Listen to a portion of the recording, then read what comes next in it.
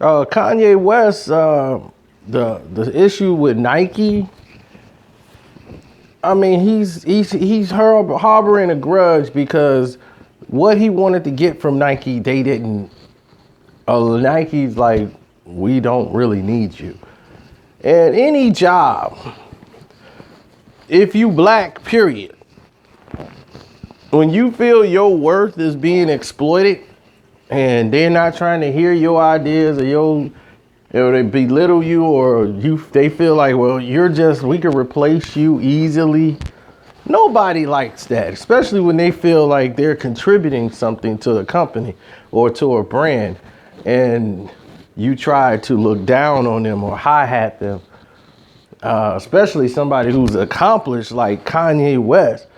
He's gonna go to about a 6 to about 9,000 on the charts. So his whole thing is when he took the shoe away and was like, you know what? No, screw it. I'd take the whole shoe deal away. And they were like, cool, we can't come to an agreement on what you want.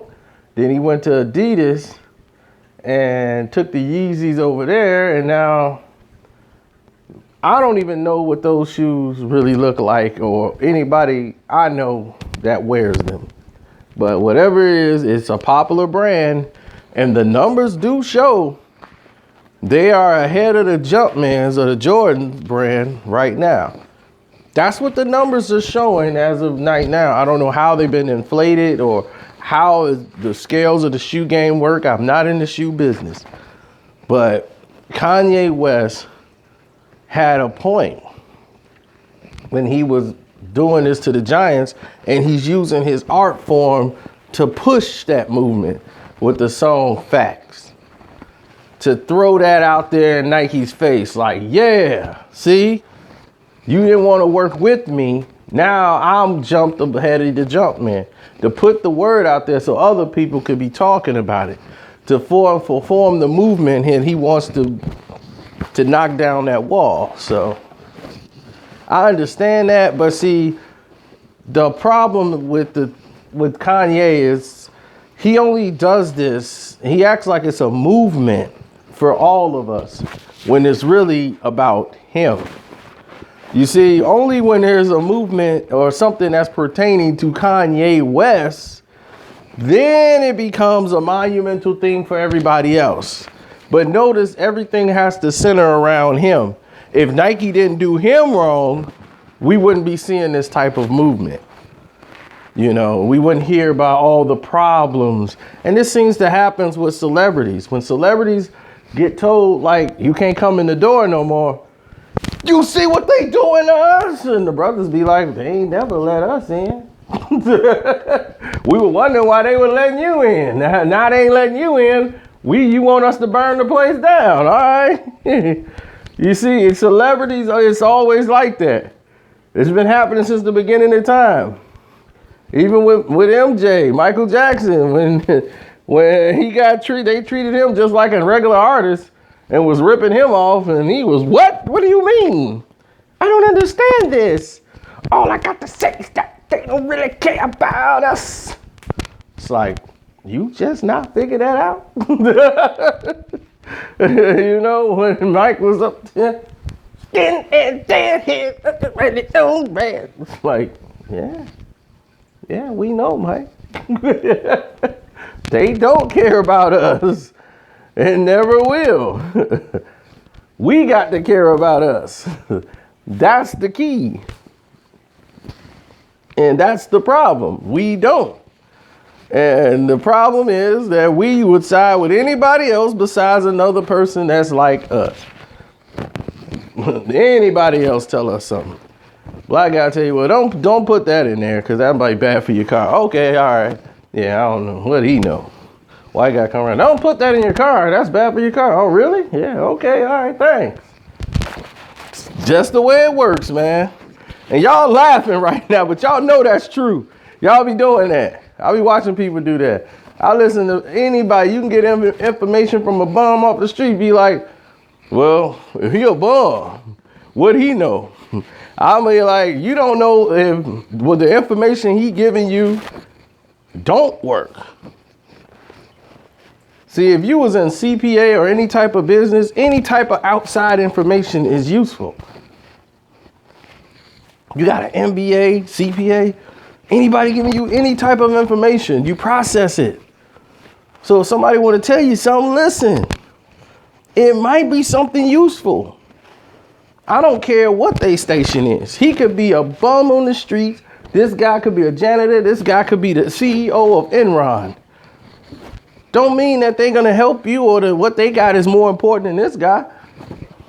Believe me, you could be a multi-billionaire, smartest man in the world.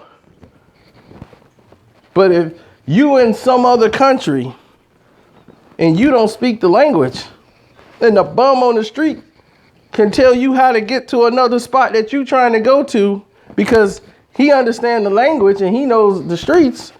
You don't know. So you the smartest man in the world, what do you really know? This right now, for what you need, this bum on the street knows more than you. You need him to get somewhere because he can read it and you can't.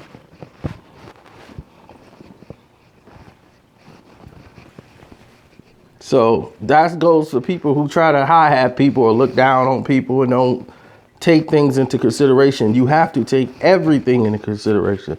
You never know what type of information is useful to you. The strongest people, the biggest people, Achilles was only as strong as his heel. So think about that.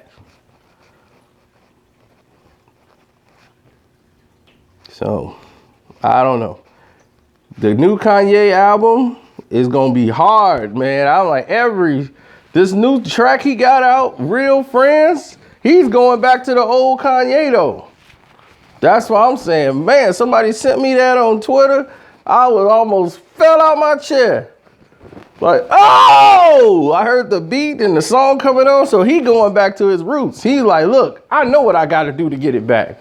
I got to go back to the hood. I got to go back to 95th on the west. So he going to Evergreen Park on us. He know where to go to get it.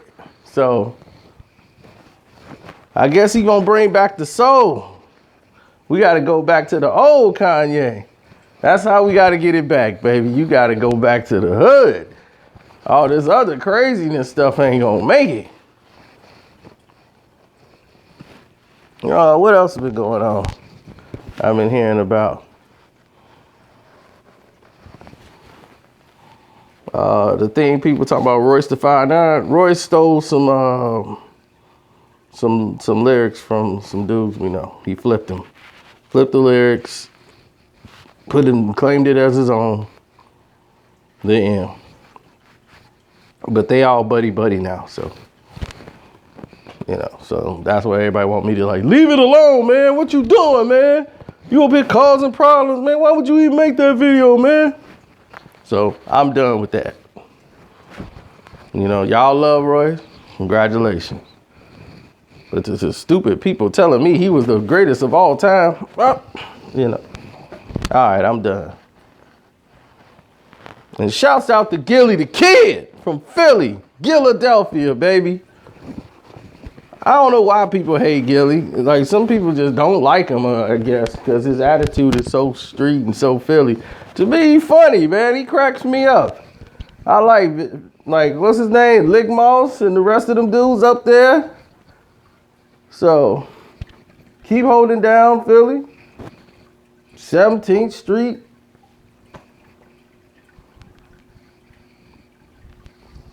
And what they up there on Erie Ave. So, y'all hold that down and keep putting out some music. I'll keep pushing it. Cause I like Gilly, man. Gilly's a cool dude. He's one of the original hustlers inside the business. He can hustle this internet thing. He can have a whole internet channel. And you can listen to Gilly just talk for 2 hours and you're gonna be entertained. Gilly the Kid, that dude, man. He really that dude. I respect him. You know, that's why I said about Meek Mills. It's like, are you kidding me? That's not the type of dude that could go against Drake. Drake wouldn't go up against Gilly the Kid. Drake wouldn't go up against no AR-AB. He wouldn't have even opened his mouth to them.